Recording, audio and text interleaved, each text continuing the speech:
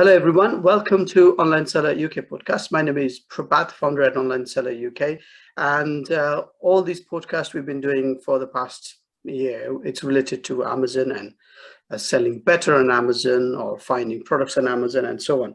So today I've got Charlie from CLS Enterprise with me, and we're going to talk about really interesting topic, which is online arbitrage and virtual assistants. So Charlie, welcome to our podcast. Thank you very much. Thank you for having me. It should be good. It's going to be interesting, our conversation.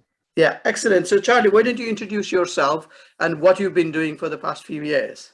Yeah, absolutely. So again, just to reintroduce myself, my name's Charlie Swatkins. I run an Amazon online arbitrage business. I currently have 3 businesses at the moment, which all fit around being an Amazon seller. So one, CLS Retail Enterprises, which is the Amazon arbitrage business. Then I have another, which I've recently just started, which is basically recruiting virtual assistants from the Philippines. So I go through the hire process, train them, and then hand them over to clients. And where I get them clients, which leads nicely into the 3rd business that I run, is basically there's a group that I run called All Things Arbitrage. It's one of the largest subscription services for Amazon sellers. A lot of the subscription services out there in the UK kind of have, they do a bit of everything, whereas All Things Arbitrage is mainly to fit solely based on Amazon sellers. So it goes into a lot of detail from getting your Amazon account started right up to when you're doing 10, 20, 30 grand a month numbers. So yeah, that's basically what I do. Excellent. So yeah, I obviously found you through Twitter, and there are lots of discussion going on.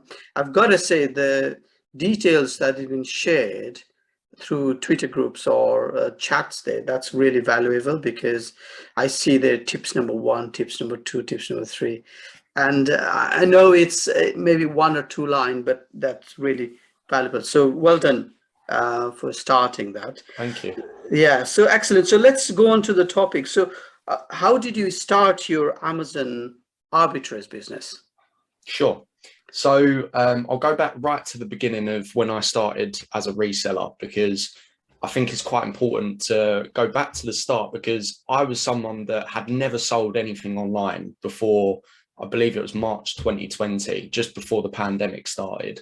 I was scrolling through Twitter and I noticed there was an account that was inside a paid subscription service for, it was basically buying and selling products from like B&M, home stores, the normal retailers that you would go inside, have a look around the products. So I was quite intrigued. I had a look, signed up to this subscription service, and it took me a couple of months to really get going. But once I started to see sort of sales coming through left, right and center, I got a real sort of keenness for it. So then fast forward to probably about August 2020 is when I started my Amazon business. And when I started, this might sound weird for a lot of more experienced people, but there was genuinely, as far as I was concerned, not many good bits of information out there that told you about how to do this, that and the other for being an Amazon seller. And for those that are Amazon sellers, which is probably a lot of people that are going to watch this, when you first start off, you realize when you've come from selling on eBay to then go on to Amazon, it's a completely different ball game. And I think I was quite confused at the start. And it took me a while to get really going with my Amazon business. But thankfully, probably up until about December, that was when I started to really start to see traction. So yeah, that's kind of how I started. There wasn't really that much information out there. There was YouTube, but it was more, the YouTube channels were more aimed towards certainly Amazon arbitrage, online arbitrage. There's a lot of info about private label, but with buying and selling products from retailers and then selling them on Amazon, it was mainly geared towards the US and a lot of US channels. So that's kind of how I then started all things arbitrage with my business partner. We realized that we kind of didn't have any information at the start. So what better way to provide it to other people that would then have more information as we go along. And now, thankfully, everyone that's kind of signed up to the service has added to the information. We've got so much content in there that when you first start out now as an Amazon seller, it's nowhere near as hard as what it felt like for me when I first started. So that's kind of how I started my Amazon arbitrage business. Excellent. So I'm sure you've got some success now, and then I'm sure it comes with some sort of challenges. Yes. And I think we've got to talk about this because rather than just painting a nice picture, if we could talk about also what are the challenges, that'd be good. Yeah, sure, definitely. So some of my challenges, I think number one has been cash flow. I think the hardest part since I've started business, in any business that I do, is cash flow, because there really isn't, as far as I'm concerned, a book out there that actually tells you how to manage cash flow properly, because it's such a it's not one of those one size fits all type of things. Your business will be totally different to your business, like my business will be totally different to your business, sorry. Yeah. Which means that I could have a completely different situation with my cash flow to yours. So if I asked you questions about it, you can only give me what you think is the right answer, but it might not be how to manage my cash flow. So long story short is I would probably say cash flow is really, really difficult at first to manage. It's probably taken me, I started business in August 2020. So we're December 2021 now, and I'm starting to now understand what I need to implement in order to not go above, because with Amazon arbitrage businesses, it's all about how much money you spend. It's not a service-based business, it's about capital. So cash flow is the number one thing that you need to manage properly. And if you don't manage it properly, which I have found out before, you start to realize, oh, I can't take a salary this month because all of my money's gone into stock. Or, oh, I need to actually set aside money for the bills to come out for the subscriptions that I pay for and the software tools and stuff like that. So you can really get carried away with cash flow. And then secondly, I would probably say, for those of you that don't know, and I'm certainly Amazon arbitrage sellers do know this, is recently Amazon put into place something they were trialing in the US, which is storage limits. So you've got restock limits and storage limits. They're two separate metrics. I started to buy toys leading up to Christmas this year. I started last year planning for this year. So you can imagine how many toys and the units that I've got. And so it comes to about August time this year, and Amazon released a statement basically saying that they were going to be putting storage limits in place. And if you're not above a certain IPI, which is the score metric that they have, and I believe it's 500 that you need a minimum of, then you will have storage limit hits basically. So I kind of blasé, didn't really take too much care about it. I kind of thought it's Amazon. For those of you that have been on Amazon, they know, and I certainly know, that they can come in, put something in place, and it kind of stays there for a little bit and it goes away. Fast forward to kind of 2 months ago, and my storage limits went from unlimited to then 75 cubic feet, which is, I mean, probably a quarter of just a small box room. And I've got a whole unit full of toys and probably like well over 1,500 units to send in. And yeah, that's been one of my biggest challenges is the storage limits at the moment. I've only managed to send in probably 30% of my stock to Amazon this Christmas. So I'm pretty, it has definitely affected my business. But the lesson I take out of that is next year, I'm certainly going to take more care of my IPI score, which I think everyone will be as an Amazon seller, whether it's private label, arbitrage. Yeah, I think IPI score is definitely something that's been a massive factor that I need to take care of moving forward. So yeah, those are kind of really the main things that I've experienced recently. Yeah, absolutely. So you rightly said about cash flow. So with the cash flow, did you also look into some of the solutions to working capital loans and things like that at all? Yeah, so Uh, thankfully, Amazon actually offer a loan service, and it's one of the cheapest loan facilities out there on the market. For example, I think at first they offered me 2,000. I took that, and I think the interest payable over 3 months, because it was a 3-month loan, was something like £70, which is really, really, really cheap. But every other quote that I was getting was ridiculous. So and then I got another loan, which was 5,000. And then no doubt next month or a month after, I'll probably it will just keep rising. So I've definitely taken working capital loans, but then it becomes artificial.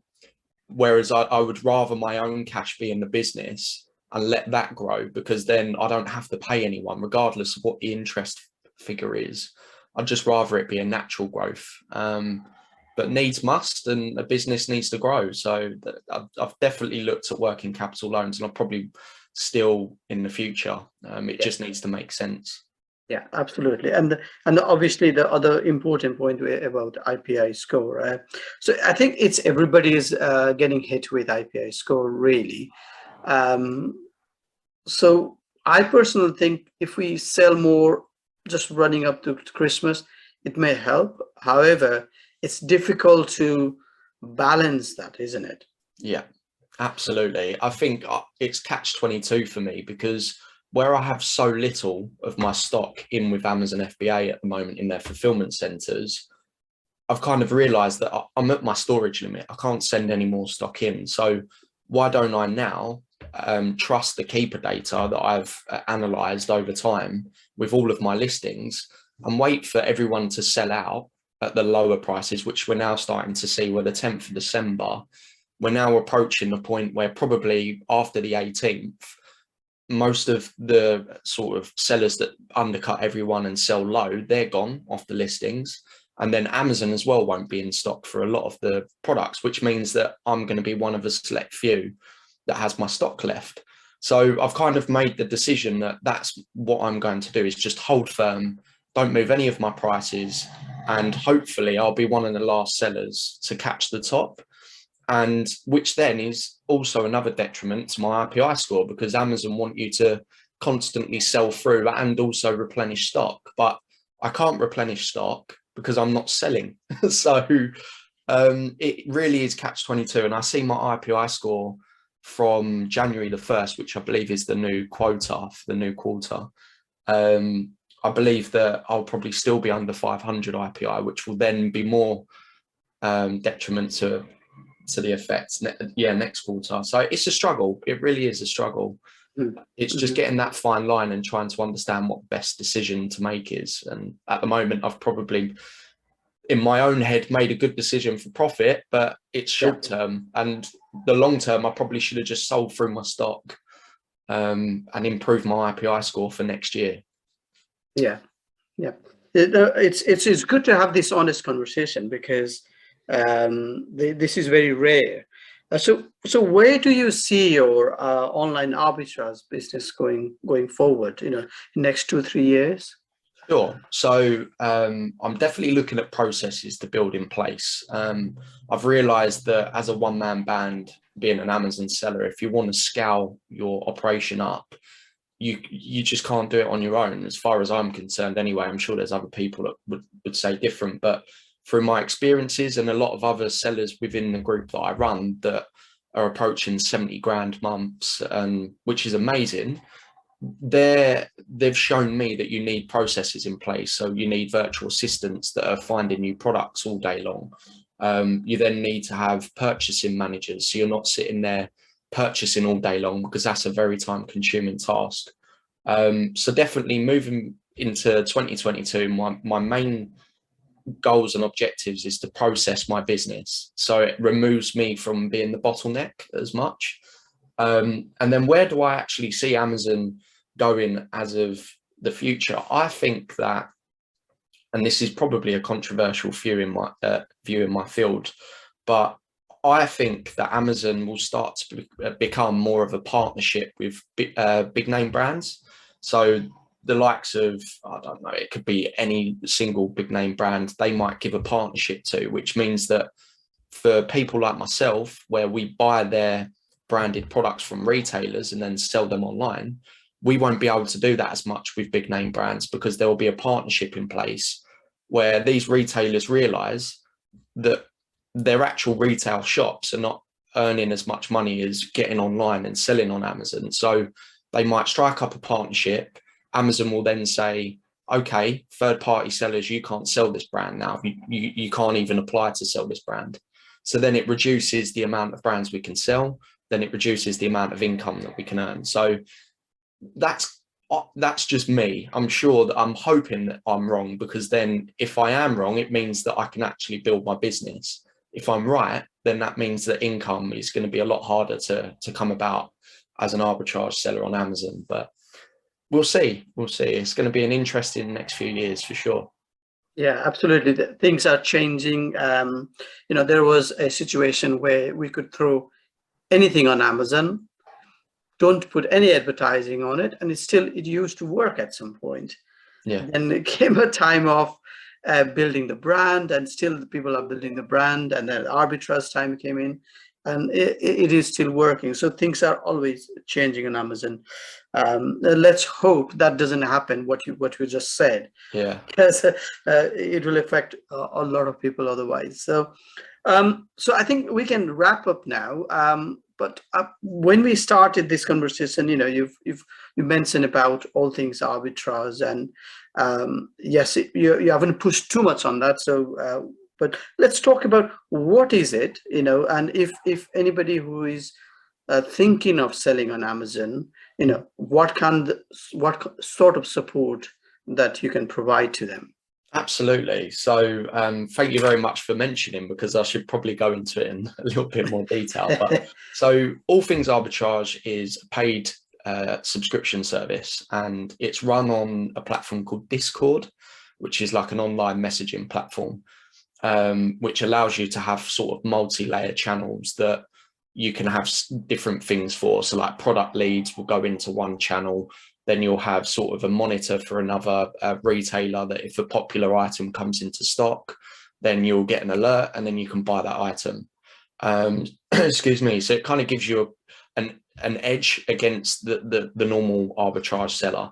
But what the actual basis of what the group is, it's a ton of resellers that sell on Amazon that all have different experiences, all have different skill sets. And I think our numbers are approaching roughly about 500 off the top of my head, which basically there's 500 Amazon sellers from the very start. So there's sort of members that have just joined recently. And then there's members in there, like I say, that have done and achieved £70,000 in 1 month, which is just insane.